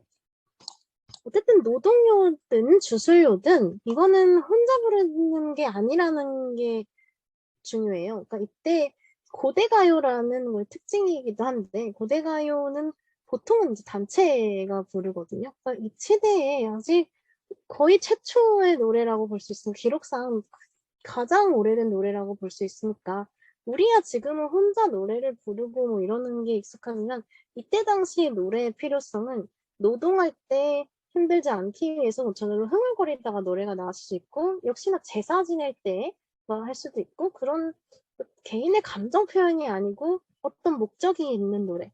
그러니까 다 같이 부르는 노래가 주였거든요. 얘도 마찬가지로 뭐 주술이든 노동이든 간에 다 같이 부르는 노래였다는 거에 집중을 하는 게 좋고요. 이건 나중에 이제 얘보다 조금 더 얘 다음에 이제 황조가라는 것도 있는데 그거는 이제 유리왕이 자기 개인적 서정을 노래하는 거거든요. 그러니까 개인적인 것을 노래하게 된 거는 사실상 고대가요가 이제 먼저 나왔을 거고 그 다음 개인적 서정을 노래하게 됐을 거고 우리의 노래가 발달한다는 건 원래는 이제 집단요, 이걸 이제 집단요라고 하는데 집단적인 노래에서 시작했다라는 얘기가 여기에 나올 수 있을 것 같고요. 어쨌든 노동이든 주술이든 간에 단체로 부른 노래였다는 거. 그렇다면 여기서 이 거북이라는 것이 두 번이나 나오죠. 이 해가에도 나오고 구지가에도 나오고 일단 구지가가 더 좀 많이 연구를 했는데 구지가에서 거북의 정체라는 것이 굉장히 많이 연구가 됐었어요. 거북의 정체가 첫 번째는 이제 구지봉을 지키는 나쁜 신이라는 얘기가 있었어요. 왜 나쁜 신이 붙었냐? 왜냐면 신한테 협박을 하는 게 이게 그 일반적인 건 아니죠. 신한테 무서워서 어떻게 협박을 하겠어요. 그죠? 너를 구워서 먹겠다. 그러니까 구지봉을 지키고 있는 사람인데 이 구지봉을 지키고 있는 신이었기 때문에 그래서 이 구지봉에 뭐라 해야 되지? 그 왕이 인간의 왕이 내려와야 되는데 이 나쁜 신 때문에 왕이 내려오고 있지 못했다 이런 해석이에요. 그래서 얘를 이제 협박하면서까지 내쫓아야 된다. 그런 말이고요. 그런 해석에 그게 이제 거기 구지봉을 지키는 나쁜 신이라는 해석이 있고 두 번째는 이제 소원을 비는 대상 그러니까 토템신이라는 게 뭐냐면 그 단군신화 이야기 아실 텐데 아마 곰이랑 호랑이 하면서 그게 곰신을 믿는 쪽과 호랑이 신을 믿는 쪽의 그런 싸움이었고 그래서 곰신을 이기는 쪽이 이겼다 뭐 이런 얘기 들어보신 적 있을 거예요. 그런 동물을 삼아가지고 동물을 대표적으로 신격화해서 그거를 이제 신으로 모시는 게 토템신인데 이거는 거북의 토템신이다라는 거죠. 왜 이렇게 신에 집착을 하냐면 여기 보시면 이때는 호거든요. 이 글자가. 이 호는 그냥 물음표라고 했죠. 그래서 거부가 이런 글자예요. 건호. 근데 여기 보면 이거 하거든요. 이 하는 이때 당시 존경의 의미로 그러니까 부처한테 쓴다든가 아니면 신평존재 때 임금한테 쓴다든가 하여튼 나보다 높은 사람한테 쓰는 호칭이었어요. 근데 사실은 거부가가 아니라 거북님에 가까운 거죠. 그러니까 뭔가 얘는 신적인 존재고 좀 위에 있는 존재일 거다 해서 나온 게 이제 소원을 비는 대상 토템신일 거다. 그러니까 거북님 머리를 내미세요. 물론 이때 협박을 하는 게 이상하긴 해요. 머리를 내밀어라. 만일 내밀지 않으면 구워서 먹으리라. 근데 사실 요것도 타협이 잘 안 되죠. 왜냐면 첫 번째 고지봉을 지키는 나쁜 신이다. 이걸 쫓아낸다. 그러면 굳이 이제 그런 하를 썼을까 이런 문제도 남고 뭔가 그렇기도 하고 이제 나쁜 신이라는 게 아니면 소원을 비는 대상 토템신이다. 이 토템신이면 왜 협박을 하느냐? 왜 심지어 신을 구워서 먹는다잖아요. 그러니까 이런 게 뭐지? 예, 있을 수 없다는 거. 특히나 저런 제사 이런 게 보편화되어 있던 세상인데 구워서 먹겠다? 이거는 아니다라고 생각했다면서 이게 절충안이라고 해야 되나? 요즘 그래도 가장 합리적이다라고 평가받고 있는 해석은 신의 매개자입니다. 그러니까 거북이 신 자체의 대상은 아니고요. 뭔가 이 왕을 달라. 그런데 너가 주는 건 아니고 그냥 너가 매개자로서 어떤 왕의 탄생을 도와달라 뭐 이런 얘기겠죠. 그러니까 왕이라는 높은 분을 불러야 하는 거고 그런 신의 매개자이기 때문에 어쨌든 뭔가 인간과는 다른 차원에 있는 사람이기 때문에 할을 쓴 거다. 거부가 해서 이제 거부가로 하고 그러니까 머리를 내밀어 우리에게 왕을 달라. 그러니까 그치만 신은 아니에요. 그렇기 때문에 협박도 가능하다 이렇게 보는 거죠. 만일 내밀지 않으면 너를 구워서 먹을 거야. 그러니까 너가 더 높은 사람한테 전달해서 왕을 내려주지 않으면 구워서 먹어버릴 거야. 그러니까 네 매개자의 네 역할을 다 해. 이런 식의 해석이 이제 신의 매개자라는 해석입니다. 이게 좀 그럴듯한 게 해가를 보시면 용이 잡아갔었잖아요. 해가는. 그래서 근데 부르는 건 이제 거북이에요. 거부가 수로를 내놔라. 아니 용이 잡아갔는데 용을 냅두고 이제 거북이한테 하잖아요. 그러니까 용은 저 위에 있는 애니까 그 가장 대장이니까 그 밑에 있는 매개자, 용과 인간의 매개자인 거북이한테 거북아 이제 수로를 내놔라. 사실상 이제 용한테 수로를 내놔라고 부탁해줘라. 그래서 머리를 내밀어라도 이제 왕을 달라고 부탁해줘라. 저 높은 하늘에. 남의 안에 자라는 죄가 어찌나 큰지도 사실 용한테 말하는 건데 거북이라는 매개자를 통해 전달하는 거죠. 내가 거스르고 돌려주지 않는다면 그런데 협박은 용한테 못하고 제장한테는 못하고 그물을 던져 잡아 구워먹으라 매개자니까 할 수 있는 거죠. 그러니까 더 높은 권력이 아니라 어떤 조금 이제 중간에 있는 매개자한테 역할을 하는 거.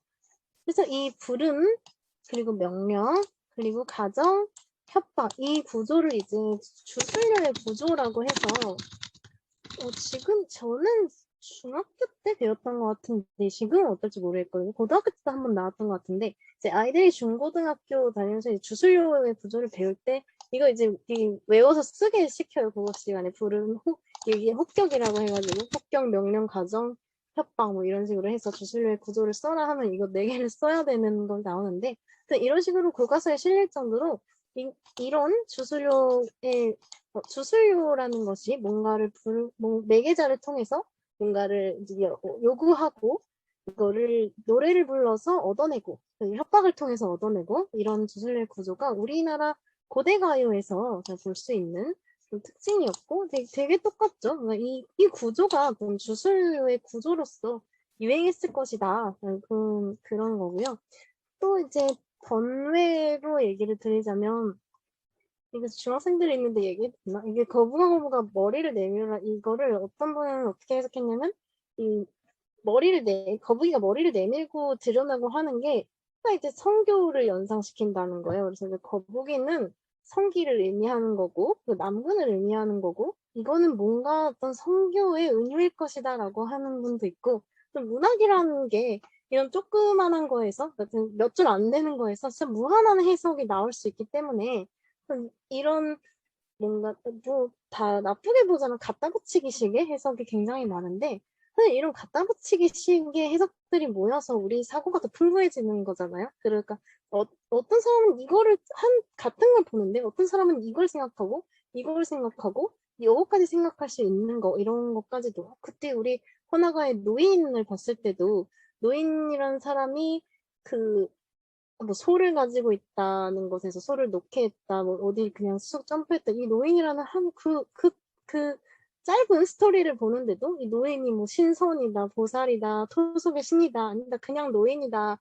이 스몰 부인의 아름다움이 뭘 한 거다. 무한한 해석이 가능하잖아요. 이런 게 지금 텍스트밖에 남지 않은 이게 고전문학은 작가가 남아있지 않으니까 누군가 그거 아니야 하고 해명할 사람도 없기 때문에 정말로 현대인들이 무한한 해석을 보여줄 수 있는 게 고전문학이거든요. 그래서 이런 것들이 고전문학의 재미가 아닐까 해서 너무 뭐 저렇게까지 생각을 하고 생각하시기보다는 이런 짧은 걸로 저런 생각까지 할 수 있구나 하고 문학의 열린 가능성? 이런 재미로 문학 연구하는구나라고 봐주시면 좋을 것 같고요.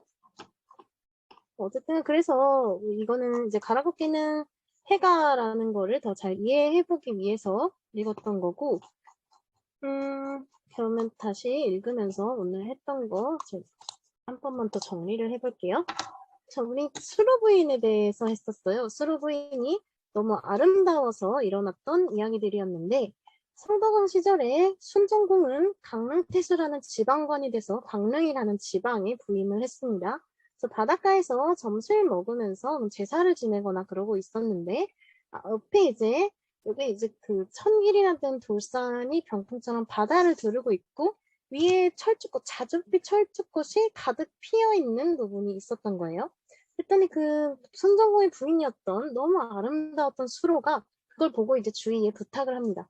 철쭉꽃을 꺾어서 내게 줄 사람이 누가 없나? 그랬더니 그 좌우를 보고 좌우를 보고 얘기를 했는데 무슨 혀를 끌끌 차면서 아니 무슨 사람 발걸음이 닿을 수 없는 곳이에요 부인 이렇게 하고 아무도 갈 수 없다고 얘기해요. 사람의 발걸음이 닿을 수 없는 인간 능력으로는 불가능한 곳이었던 거예요. 그래서 수로의 옆에 있었던 사람 아무도 갈 수 없었고요. 그때 짠하고 왕자님처럼 나타난 거 어떤 미남의 남성도 아니었고 천사의 존재도 아니었고 그냥 근처에 소치던 지방 노인이 지나가다가 부인의 말을 들으니 꽃을 꺾어서 노래를 지어서 바쳤어요. 어떤 노인인지 알 수도 없고요. 아무도 못한다고 한 걸 순식간에 쑥 가져가서 바위 위에서 가져온 거예요. 그러니까 수로 부인의 아름다운 그래서 이게 노인이 바치면서 준 터나가라는 노래인데 자줏빛 바닷가에 잡은 손 암소 놓게 하시고 나를 부끄러워하지 않으신다면 나는 초라한 노인이기 때문에 그러면 내가 꽃을 꺾어서 바치오리다. 그래서 내가 꽃을 꺾어서 바칠게요. 내가 꽃을 바친다는 행위는 이 사람에 대한 존경의 표시이죠. 이 수로부인이라는 건 얘는 얼굴밖에 모르니까 사람에 대한 존경이라기보다는 그 아름다움에 대한 존경이에요. 그 아름다움 안에 권능이 있기 때문에 그 권능에 바치는 그것도 헌화 진짜로 꽃을 바치는 헌정의 노래 뭔가 존경의 표시 그리고 그 권능에 바친 충성 뭐 이런 것들이겠죠. 근데 내가 잡은 손 암소를 내 암소를 놓게 할 정도로 아름다우신 분. 그러니까 나는 그러니까 부끄러운 인물이었지만 초라한 인물이었지만 그 아름다움에 감압해서 어떤 인간이 할 수 없는 일까지 하게 됐고 그런 존경과 그 마음을 담아서 그대의 아름다운 권능에 이 꽃을 바칩니다. 이런 노래였어요.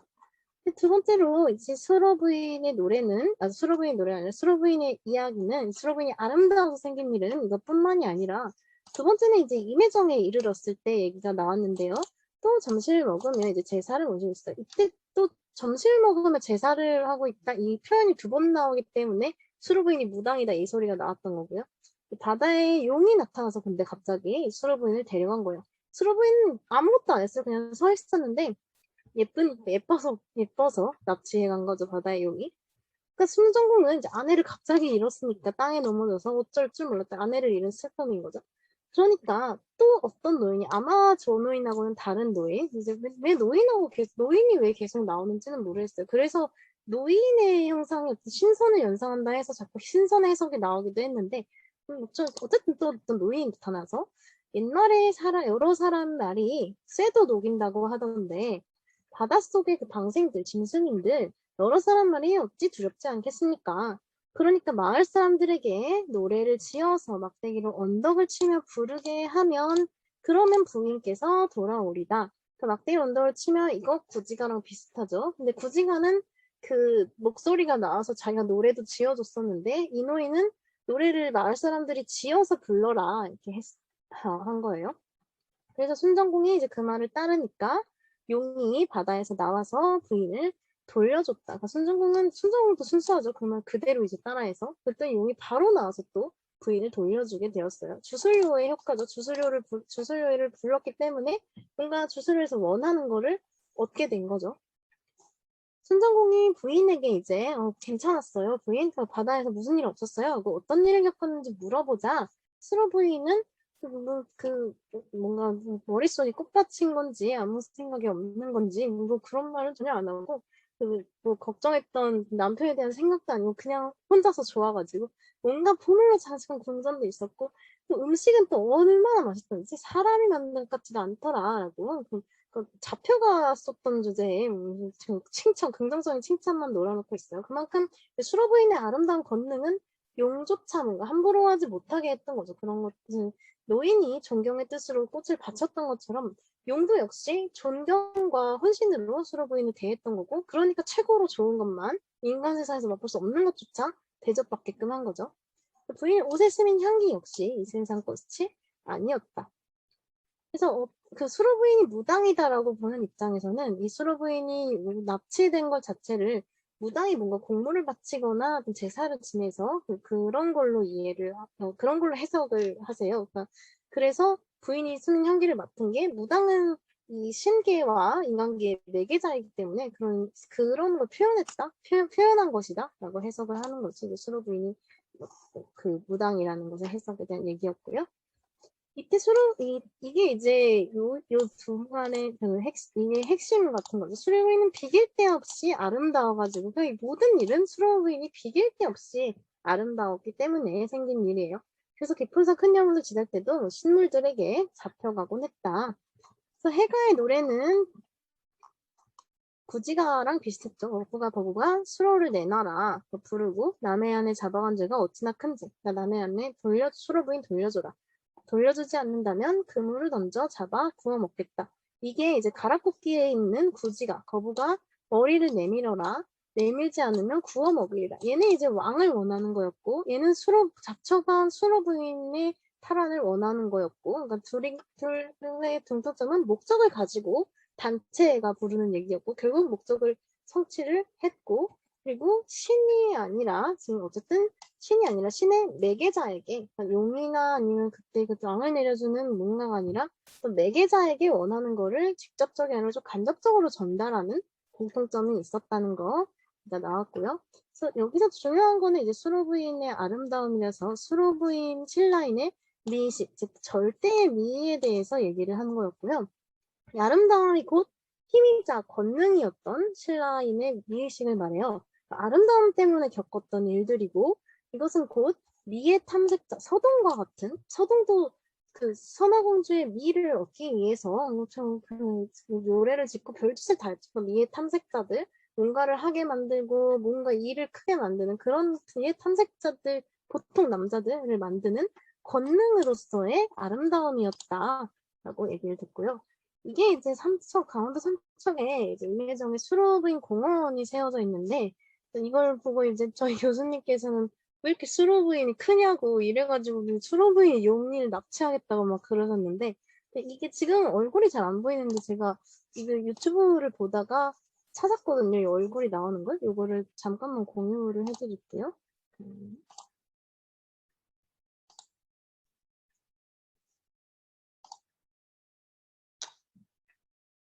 화면 보이시나요? 이거 잠깐만 찾아볼게요. 이분이 이제 가면서 찍으신 것 같은데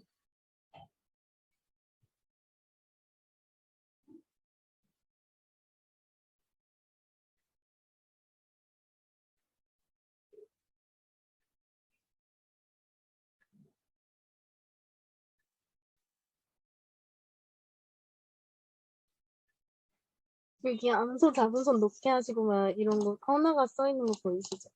끄고 여기 보시면 자부손 높게 하시고 나를 안디 부끄러시면 이렇게 써 있는 것 같아요. 이게.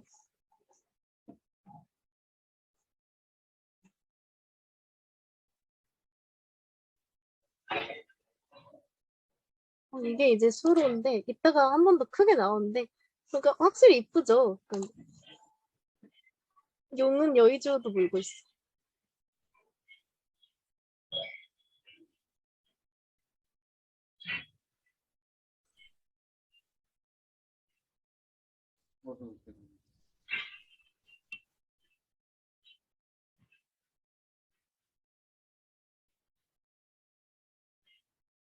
근데 교수님 말씀처럼 수로브이 크긴 해요. 근데 수로브이 또 작게 만들어놓은 얼굴이 잘 안 보이니까 조형하는 사람도 어쩔 수 없는 선택이었을 것 같은데. 이렇게 꾸며놓은 거더라고요. 저도 가보지는 않았는데 되게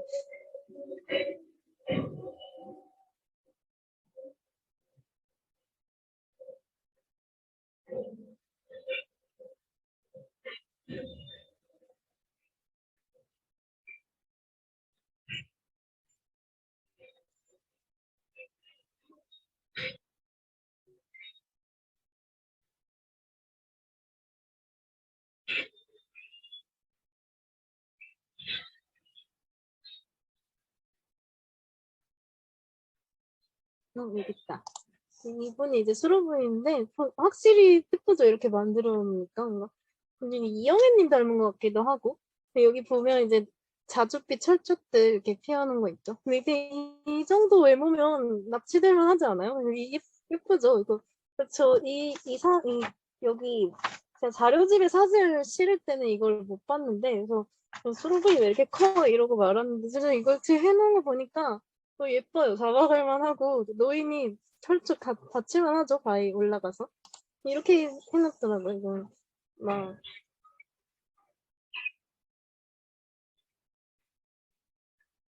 얘는 용 같죠? 이렇게 바다까지 해놓고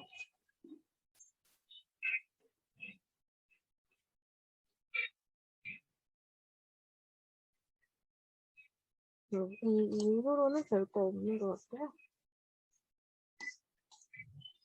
네, 어쨌든 저런 아름다움이